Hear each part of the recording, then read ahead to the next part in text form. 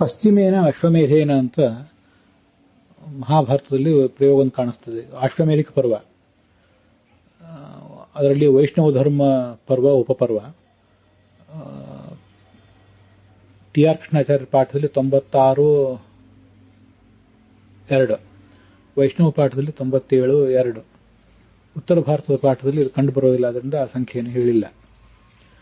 ಪಶ್ಚಿಮೇನ ಅಶ್ವಮೇಧೇನ ಅಂದ್ರೆ ಅಶ್ವಮೇಧ ಯಾಗ ಮುಗಿದ ಮೇಲೆ ಅಂತ ಅದರ ಅರ್ಥ. ಅಶ್ವಮೇಧ ಯಾಗ ಮುಗಿದ ಮೇಲೆ ಯುಧಿಷ್ಠಿರ ಕೃಷ್ಣನಿಗೆ ನಮಸ್ಕಾರ ಮಾಡಿ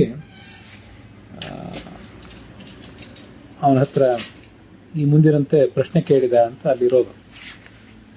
ಅದಕ್ಕೆ ಪಶ್ಚಿಮೇನ ಅಂದ್ರೆ ಅಶ್ವಮೇಧ ಯಾಗ ಮುಗಿದ ಮೇಲೆ, ಅದು ವಿಶೇಷಣವಾಗಿ ಅಶ್ವಮೇಧ ಯಾಗಕ್ಕೆ ವಿಶೇಷಣವಾಗಿ ಬಂದಿದೆ.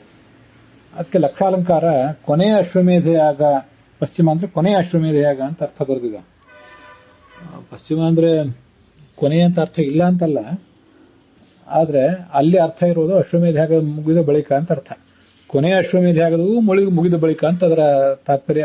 ಅದು ಸರಿ, ಅದರಿಂದ ಅಶ್ವಮೇಧ ಯಾಗ ಮುಗಿದ ಬಳಿಕ ಅಂತ ಅರ್ಥ ಹೇಳುವುದೇ ಯೋಗ್ಯವಾದದ್ದು. ಇದು ಬೇರೆ ಬೇರೆ ಎಲ್ಲ ಕೋಶಗಳಲ್ಲಿ ಆ ಥರ ಕಂಡು ಬರ್ತದೆ. ವಾಚಸ್ಪತ್ಯ ಕೋಶದಲ್ಲಿ ಪಶ್ಚಾದ್ಭಾವೇ ಆಮೇಲೆ ಇರುವುದು ಅನ್ನೋ ಅರ್ಥದಲ್ಲಿ ಅದನ್ನ ಹೇಳಿದ್ದಾರೆ.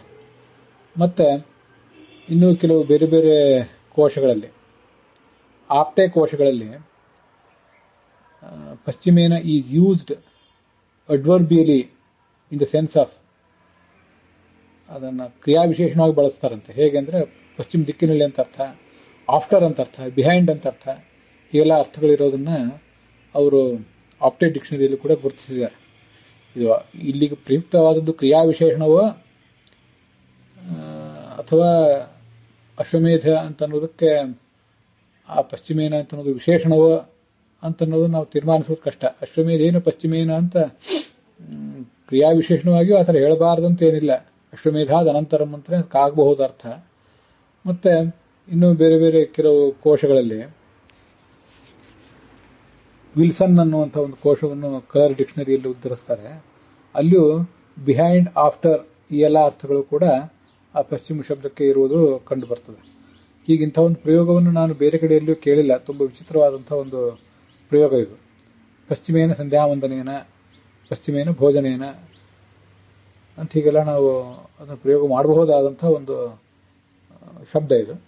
ಆದ್ರೆ ಇಷ್ಟೇ, ಪಶ್ಚಿಮ ಅಂತನ್ನುವುದು ಸಂಧ್ಯಾವಂದನ, ಭೋಜನ, ಅಶ್ವಮೇಧ ಇವುಗಳಿಗೆ ವಿಶೇಷಣವೋ ಅಥವಾ ಕೇವಲ ಅದು ಒಂದು ಕ್ರಿಯಾವಿಶೇಷಣವೋ ಅಂತನ್ನುವುದು ಸ್ಪಷ್ಟ ಆಗೋದಿಲ್ಲ.